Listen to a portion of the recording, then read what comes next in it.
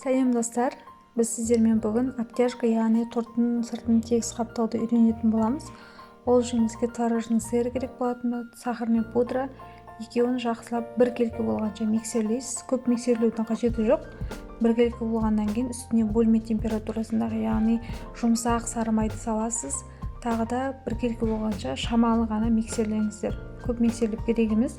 Содан кейін мен өзім сыртын розовый етіп қаптағым келді, сол себептен де топ декордың красителін қостым. Егер сіз қаламасаңыз, қоспасаңыз да тек аппақ етіп қаптап шықсаңыз да болады.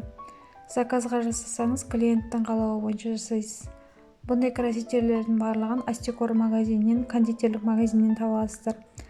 Сонымен қатар мен кремді мешокқа, яғни кондитерлік мешокқа салып алдым. Морозильниктегі салқындап тұрған тортымды алып шықтым. Сыртындағы пленкасын шешіп, кремді дәл осылай біркелкі етіп жағып шықтым. Жалпы тортыңызды ең болмағанда жарты сағатқа болса да морозильникке салып алғаныңыз дұрыс болады. Спатуланың көмегімен жан-жағын бірінші төменнен жоғары қарай дәл осылай етіп тегістеп алып, сыртынан шпательмен жүргізіп отырып тегістеп шығасыз. Ешқандай да қиындығы жоқ. Дәл мен көрсеткен грамдармен жасап шықсаңыз, тортыңызды тегістеу өте оңай болады. Мендегі қазіргі уақытта торттың салмағы 2 килограмм. Яғни бұл обтяжка 2 килограммдық тортқа арналған деген сөз, қыздар. Тортыңызға обтяжка жасамас бұрын тортыңызды есептеп алыңыз. Егер де 2 килограммға жетпей 1 килограмм болатын болса, ол уақытта обтяжканың жаңағы кремін азайтатын боласыз. Дәл осылай етіп, теп-тегіс етіп, сапалы құралдарды пайдаланыңыздар.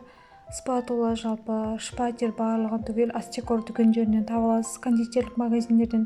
Осындай темір түрін алыңыздар, тортты қаптауға арналған. Сол уақытта сіздің тортыңызды қаптау, жалпы теп-тегіс болып шығу өте оңай болады. Ешқандай қиындық келтірмейді. Және мен өзімнің тортымды өзімнің қалауым бойынша осылай Маша Медведь етіп туған күнге байланысты безендіріп шықтым. Сіз өзіңіздің қалауыңыз бойынша, клиенттің қалауы бойынша жасап шықсаңыз болады. Өте әдемі тегіс болып шығады. Видео ұнаса лайк басып пікір қалдыра кетіңіздер.